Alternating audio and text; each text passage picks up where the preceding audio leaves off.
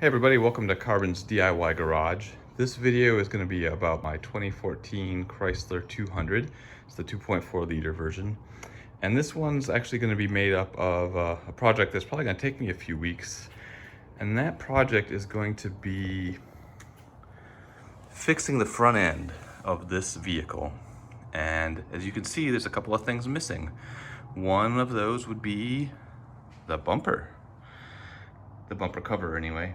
That would be the bumper cover, obviously with a little bit of help coming off. And behind it is the actual bumper. And that would be this part here that used to be attached to the actual bumper material over there. And it actually goes over here, across the radiator, over to here. Now, one project might be to figure out how to remove the bumper if you're going to reinstall a new one. One way to do it, I wouldn't recommend, is what happened here, in that a car snagged the bumper cover over in that corner and then just ripped the whole thing off. And pretty good force too, because it actually had this bumper come apart into two pieces and pulled everything off. So this is going to be a project of me rebuilding the front end, and go ahead and get started on that. So just to show you a close-up of the bumper cover, obviously it got a good amount of damage here on the driver's side.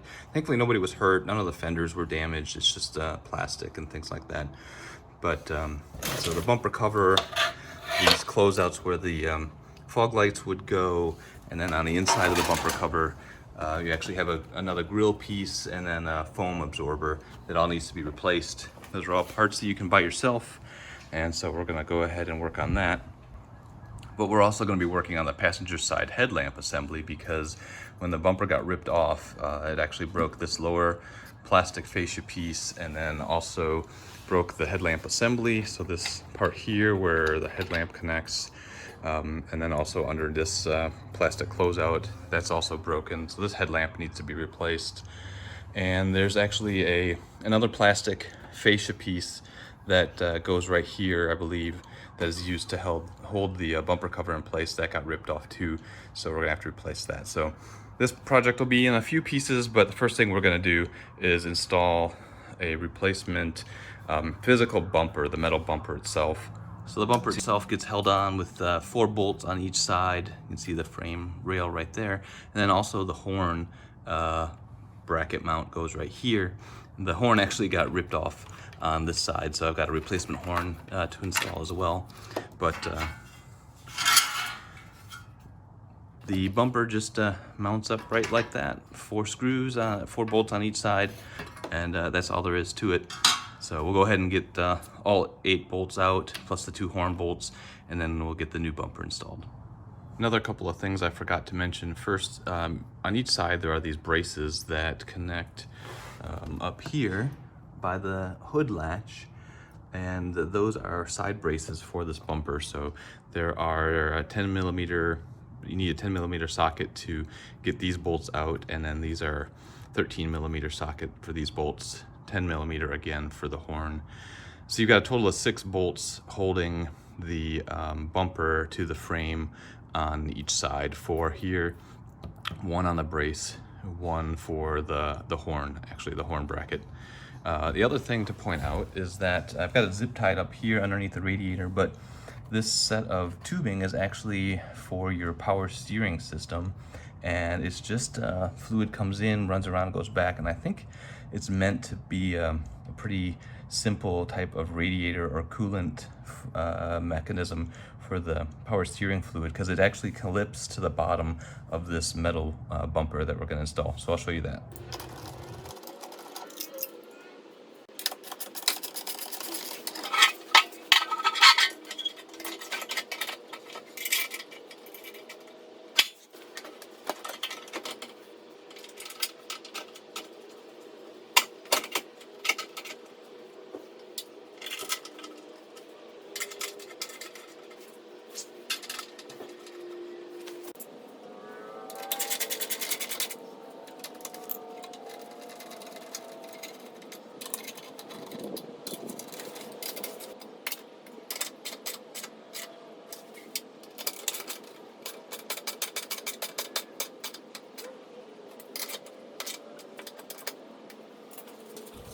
To have easy access to the side braces off the mount up here and on the side of the bumper, it's just, for at least on mine, it's just 4 push pins I needed to pull out, and then this top grill part just comes right off. It's all about finding the magic tricks, right? Well, this cross brace was pointed down here, and I would have to almost bend it a pretty good amount to get it to line up.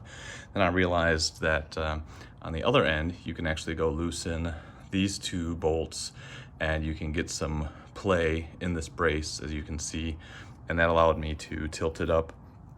And it probably got a little bit damaged maybe when it all got pulled apart, and maybe that's why it doesn't line up exactly without having to change some of these things, but there is some ability to change some of these geometries. So loosen up just this one side so that the hood latch doesn't move. Adjust it, get this bolt done, then go tighten these bolts back up, and they're all 10mm sockets.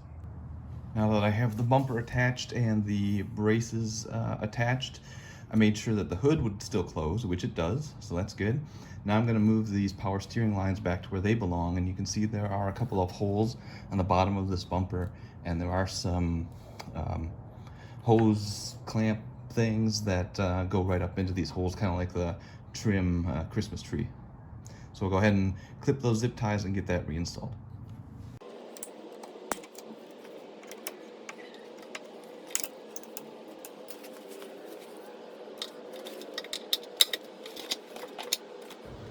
So the Christmas tree type fasteners on this one, they're kind of weak. It's not holding itself up there in the bumper. The other one's actually broken, so I just used a few zip ties in the holes in the bottom of this bumper just to hold the lines here in place. And then the plastic bumper cover is actually going to cover all this stuff up, and it should hold it in place just fine. But this is just some extra precaution just so that this doesn't get flopping around, especially before I get the bumper cover installed. So this is all that's left of the horn on the driver's side, so clearly I need to replace the horn. If you ever wondered what a horn looks like without the plastic, there you go.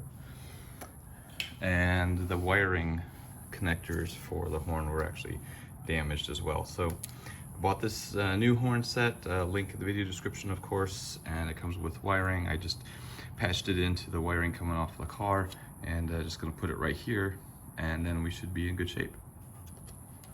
Now that I have the bumper reinforcement installed and the horn installed, I need to replace the fascia brackets. There's a small one here in front of the headlight, and then another longer one here on the side of the headlight. And what this front one does is it helps hold the headlight in place.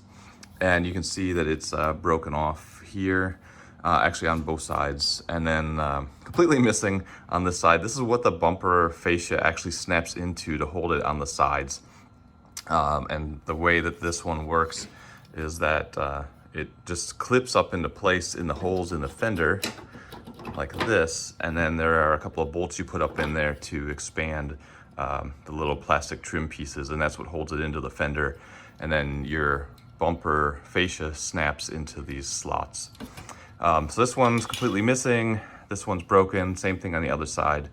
And of course you have to remove the horn, so yay for me to do that.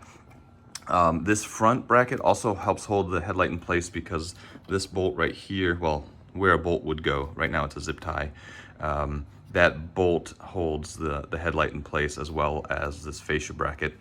So it's pretty straightforward, just some bolts, but gonna have to take the horn off, take the old ones off, and put the new ones in.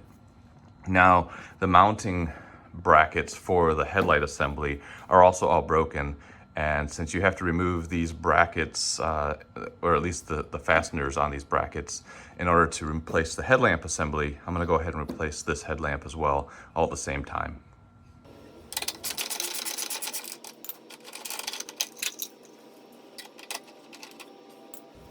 There should be 2 8mm bolts holding this upper fascia piece in place. One here and one here.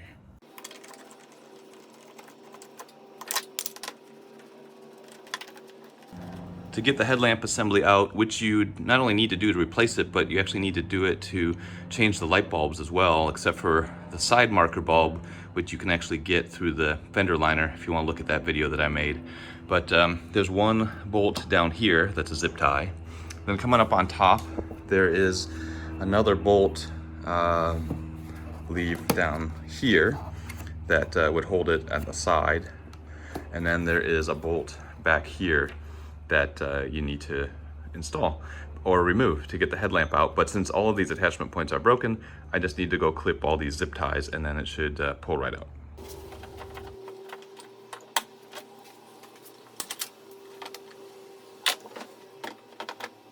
On this car, you actually have 3 connectors to remove. You have one here, and one here for the side marker. For the side marker one, it's probably easier to just twist the bulb and remove the bulb. Just a quarter turn and it comes right out. And then for this center, or the one that's closer to the center of the car, just push the tab and pull it out.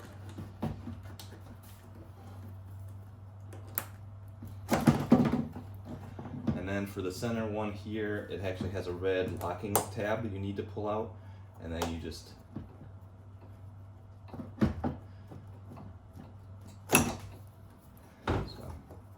so you've got the red locking tab you need to pull backward first, and then you just push down and pull the connector off, and then the light is free. Just to show you the back side of the headlamp assembly real quick, you've got a bulb, your turn signal bulb is over here, it's a quarter turn to remove. Your side signal light is over here, and of course this is with the 2014 LX trim, so it's not a LED, it's just a light bulb. And then your actual headlamp bulb is inside this cavity. It gets power from this power connector over here, so there's no actual power connector that you have to disconnect. Instead, there's this protective cap that you unscrew, remove it. Your bulb is in here, just a quarter turn and then pull it out, disconnect the connector, and you can get the bulb out. Here are the 2 bulbs. So this is the turn signal bulb, and then this is the headlamp bulb. This one you want to be careful not to touch the glass if you're going to reuse it, or if you're installing a new one. Don't touch the glass. Your oils on your fingers will degrade the lifetime of the bulb. When it comes to adjusting the headlights, this is actually the single bolt that you interface with, and if you can reach down and get a 8mm socket on it, you can turn it directly, but otherwise you do it from the top and you come down through that hole right there with a Phillips head screwdriver, and it goes through this guide and then it interfaces with the teeth on the top of that washer looking thing, and that will let you adjust the headlights up and down without having to take the whole bumper off or take the headlamp out or anything like that. Looking down from the top, you can see it's designed to be adjusted here from the top. If you turn it clockwise, it goes up, counterclockwise goes down, and that's the easiest way to adjust the headlights, so they say. The new headlamp I'm installing is factory OE style, so looks exactly the same, mounts exactly the same, uses the same bulbs, and actually comes with new bulbs. So the old bulbs I took out, I'll just keep those as spares. I've reconnected the electrical connectors on the new headlamp, kind of put it in place, but before I put any of the bolts and screws in, I'm going to go turn them on, make sure they work. All right, everything works. Let's put the bolts in. Obviously, you would want to reuse the screws, the bolts that came from the factory, but if for some reason they got ripped off due to a mishap, then I'm using number 14 1.5" sheet metal screws, and it's the same size as what you can get off Mopar, but a whole heck of a lot cheaper.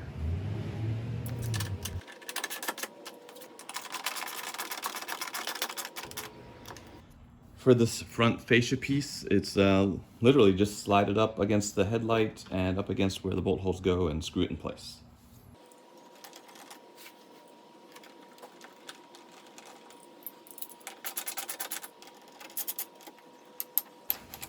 Then we'll reinstall the horn.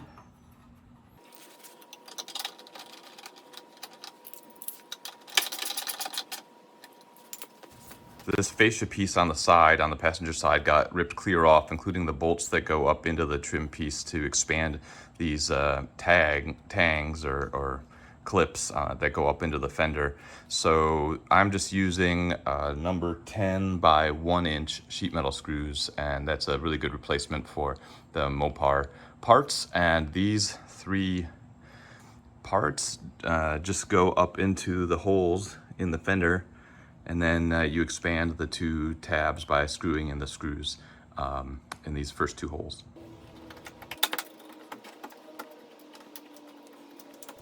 So it's really important to, when the bumper fascia comes in, it's really important that it sits, obviously you want it flush up against the fender.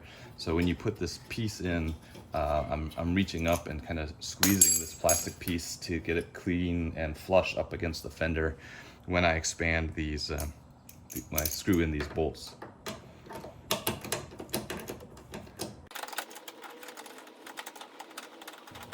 This side's all finished up. I'm gonna go do the same thing on the other side. I don't have to replace the headlamp on the other side, but it's exactly the same process. So there are a couple of things on this old bumper I do want to salvage. Unfortunately, the fog light hole covers on both sides are pretty damaged. One of them's still kind of installed, the other one's completely gone.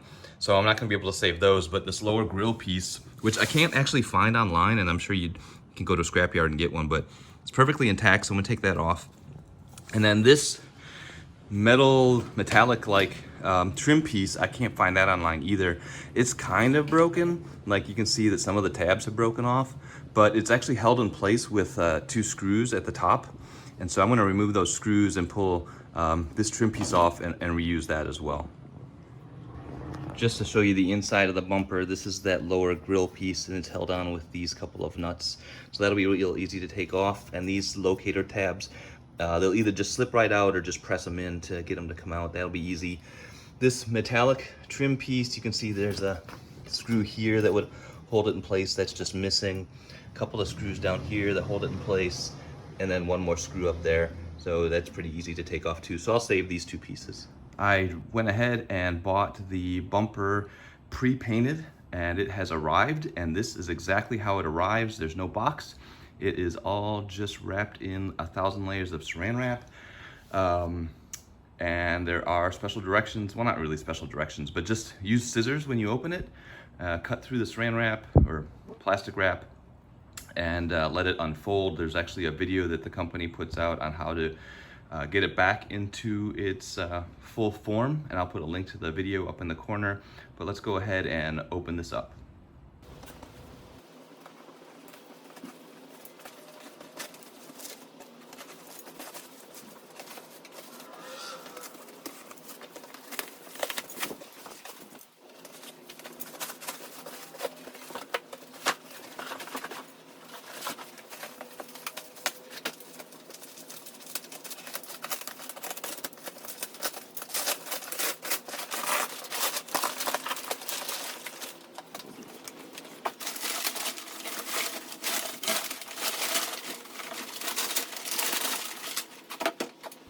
Just as the video from the manufacturer or the paint shop described, it looks really scary. The color looks good, but obviously it is not in the shape of the bumper. So the next steps are important. You need to fold it out the way it should look, and it should regain most of its shape just because it wants to be open like that. So we'll set that up, and then we'll put it around the old bumper, because I still have it, and let it sit in, they say, in a hot room for a few hours. But you know, we're in Southeast Texas in April, so it's pretty warm outside. So I'm gonna just let it sit outside for a day or 2, and it should in theory be a perfectly good looking bumper.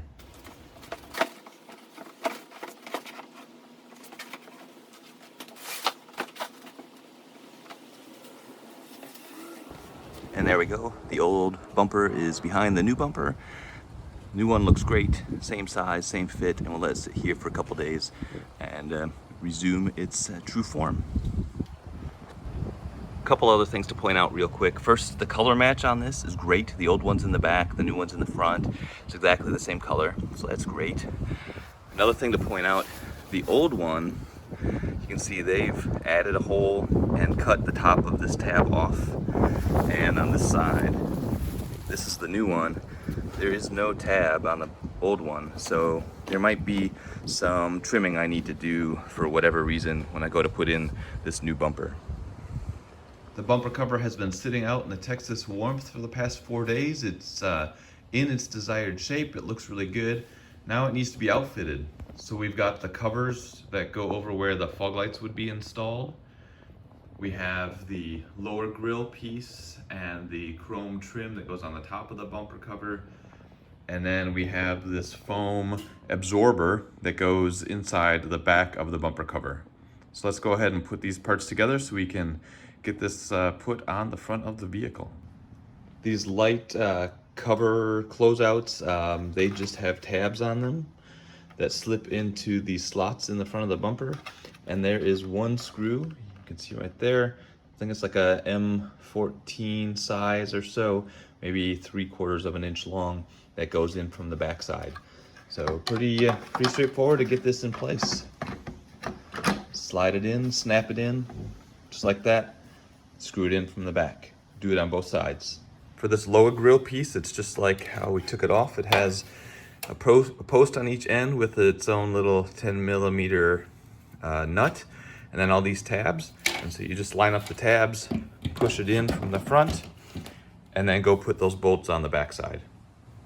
The next step is assembling I'd say the lower bumper, but it's the bumper cover, and then the grille with this chrome piece. And the way that this works, as you can see, there are some slots here in the bumper cover, a couple of places for bolts, and then the grille itself has some slots for some tabs to slide into. Some of these are broken because of the mishap. And then on this chrome piece, there are more tabs and also some screw holes. And this all fits together as one piece. Basically, the upper grille will sit here on top of the bumper cover. Then a push pin or a trim pin thing will hold this upper grille onto the bumper cover, and then you press the chrome piece in to kind of lock it in place here at the bottom. That's the theory. We'll see if we can make this happen.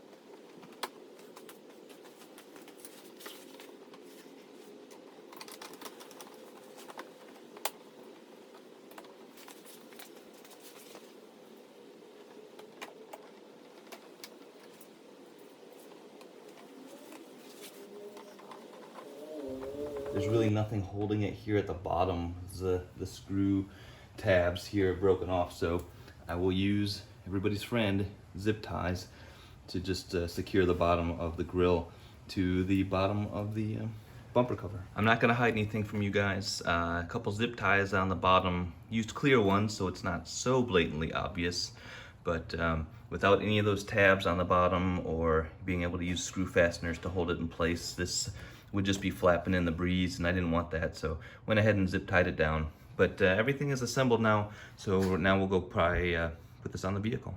So here's the theory on how this is supposed to work. You've got a hole for a bolt on both sides. You've got this tab in the front on both sides, and then you have these 4 tabs on the sides. And where this goes is, first you hang the bumper off of those 2 screws at the top, and that'll allow it to fall in place. And then that tab that's kind of in the front goes into right above the horn, this clip on that front fascia bracket that we replaced. And then those tabs on the side press into the slots here on the side fascia brackets that we replaced. And then on the back of this bracket is a little nub that sticks out. That goes over the top hole in the fender cover, the bumper cover, and then your fender liner screws go through the fender liner up into the bumper, and then it holds everything together. And if you have the bottom closeout, which I don't, then you would install that as well. But that's the general idea. Let's see if we can make that happen. So I actually forgot about this till I started to put the bumper cover on and realized I'd forgotten it. I had to take the cover off and put this on. The foam absorber goes in the bumper just like this, and there are 2 posts right there, and it just sits in here if you can get the holes to line up, but it just sits inside here. There's nothing that holds it down, just pressure up against the bumper. So now we can go put the bumper cover on.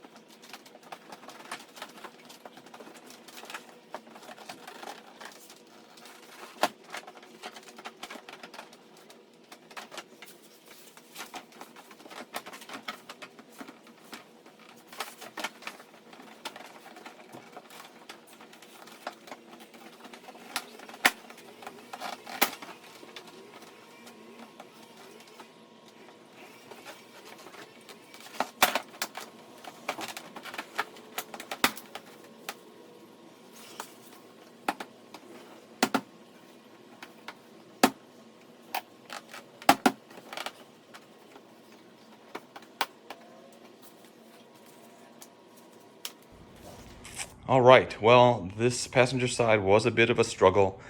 I'm pretty sure that some of the mounting points got shifted around in the mishap, and that put the alignment off enough. It's just really pretty much got to be perfect in order to get this installed exactly correctly without any gaps. So you can see I've got gaps between the fender and the bumper cover on both sides that I'll notice, probably nobody else.